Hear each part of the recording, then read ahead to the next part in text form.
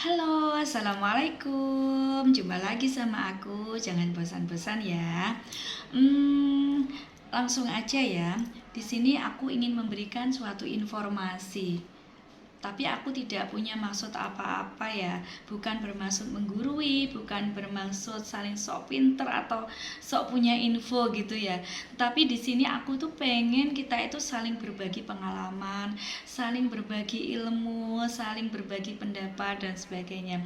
Karena menurut aku itu pengalaman itu adalah salah satu guru yang paling berharga di antara materi-materi.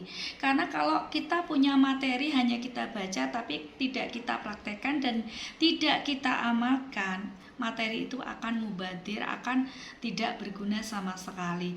Seperti halnya kalau kita sudah memiliki alat perang atau misalnya gaman misalnya, kalau kita tidak mempraktekkan, kalau tidak pakai untuk perang, kalau tidak memakai, kalau tidak kita pakai untuk hal-hal yang bermanfaat, itu akan rugi dengan sendirinya. Karena kita punya ilmu tapi tidak bisa ngecak nih, tapi tidak bisa mengamalkannya. Nah, contoh lain ilmu itu kan maksudnya pengalaman itu kan bisa berasal dari pengalaman pribadi atau pengalaman orang lain yang kita lihat di luar sana. Misalnya ada seorang ibu rumah tangga itu memberikan pengalaman tentang resep membuat dadar jagung yang enak itu bagaimana. Kalau biasanya itu ada bawang putih, bawang merah, dikasih kunci dan sebagainya, coba diganti kuncinya itu dengan lengkuas, itu rasanya pasti mungkin lebih gurih lagi. Ada pengalaman lain misalnya kalau memasak buat jus wortel itu sebaiknya kalau memeras itu jangan terlalu peras gitu, terlalu memeras, terlalu keras gitu. Kita bisa memanfaatkan hasil dari parutan tadi yang sudah diperas, diambil airnya kan bisa kita minum. Kemudian dari hasil parutan tadi kan bisa kita manfaatkan untuk membuat resep dadar jagung dan sebagainya. Nanti tinggal nambahi bumbu, terus nambahi telur dan sebagainya. Mungkin ada pengalaman lain, misalnya ada anak sekolah yang salah satu pelajarannya itu nilainya baik, yang satu kurang baik. Nah, anak dua ini kan bersahabat. Sahabatnya yang pintar tadi kan meneliti kenapa kok temannya ini nilainya jelek sedangkan dia mempunyai alat dan fasilitas yang lengkap. Nah, mungkin dia bisa ngasih solusi ke temannya ini bahwa temannya itu cara belajarnya salah. Karena belajar yang salah itu kan hasilnya akan nihil juga. Belajar yang baik itu misalnya kalau tidak sistem SKS atau sistem kebut semalam, tidak seperti itu. Artinya kita belajar itu harus dengan terjadwal atau dengan rutin, misalnya seperti itu. Kalau zaman aku dulu, kalau pengen ujian itu biasanya kan sistem SKS itu yang aku keluarkan. Jadi sistem kebut semalam belajar, terus besoknya itu ujian. Lah baru ujian lah kok delalah jenenge wong nganjuk, ujiannya itu tidak keluar ya di pas aku pelajari itu. Nah, akhirnya ya gimana, ngupload deh. Akhirnya jejeki bangkune kancane sing ning ngarep, mbak nomor siji piro A, nomor loro B, nomor telu C dan sebagainya. Nah, itu contoh yang tidak baik ya. Kita ini ya ke fokus, ini ada yang bertanya ya, kita dengarkan. Ini menghadapi suami yang mendahulukan kepentingan keluarga orang tuanya. Ini ada salah satu ibu yang bertanya, coba ya saya bacakan ini pertanyaannya. Nah, saya seorang perempuan yang telah menikah. Saya bekerja untuk membantu keuangan suami saya.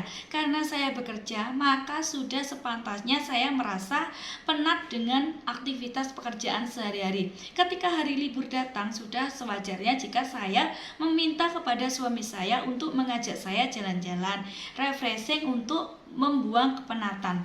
Tetapi ketika saya meminta demikian, suami saya menolak seraya berkata, jalan-jalan saja sendiri sana.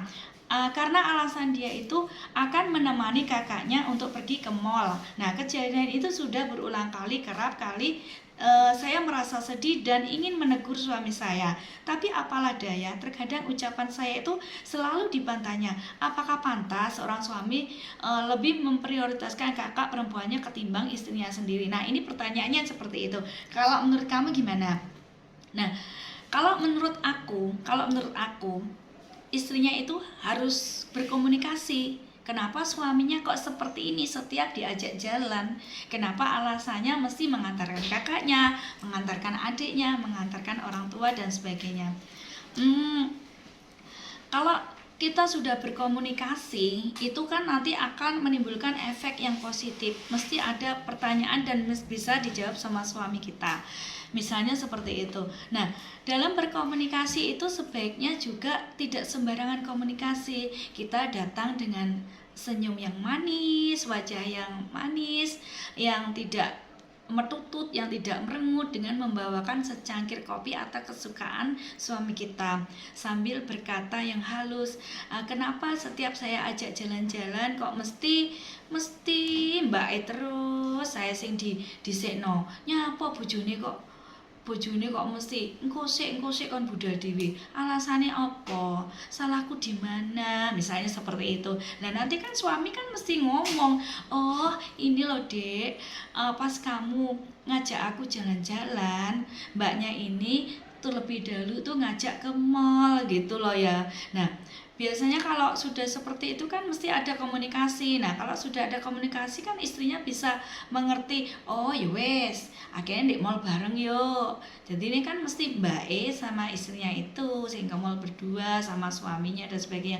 Jadi kalau tidak ada komunikasi, yang ada kan rasa curiga ya, rasa cemburu dan sebagainya. Nah, seperti itu. Kalau kamu gimana? Nah, ini. Nah, kalau istri sudah tahu demikian, alasannya suaminya seperti itu, biasanya istrinya ini harusnya kalau aku ya wes tak pakai jalan-jalan aja sendiri, misalnya ke mall sendiri, misalnya di rumahnya temen, tak dolanan nggone koncoku lah, nggone Mbak Rina apa nggone Mbak Rurin apa ning nggone sapa wi jenenge Mbak Yayu dan sebagainya. Ning kono kan iso happy, aku iso menikmati waktu libur gitu daripada PT di rumah dan sebagainya. Mergo wis capek, wis bantu kerja dan setiap hari gitu.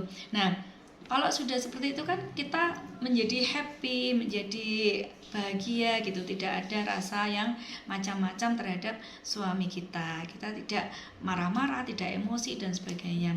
Nah, mungkin ada cara yang lain lagi. Misalnya aku pergi ke pasar Bandar atau ke pasar Sono Bedek, itu beli apa ya? Misalnya daging, aku pengen masak rendang dan sebagainya. Karena kalau aku bekerja setiap hari kan tidak ada kesempatan untuk masak. Nah, momen yang tepat ini pas waktu libur aku manfaatkan masak, bisa ngajak suami, bisa ngajak anak ke dapur, misalnya berbagi pekerjaan. Aku yang bagian rebus dagingnya, mungkin anak-anak yang bagian apa jenenge mencei brambang, bawang, lombok dan sebagainya. Nah, itu kan ada kesibukan, terus bisa asik sendiri gitu ya. Mungkin caranya bisa seperti itu. Jadi jangan seolah-olah kita itu seolah-olah kok dianaktirikan, padahal kita kan istri sendiri, kenapa di nomor 2 kan gitu loh ya.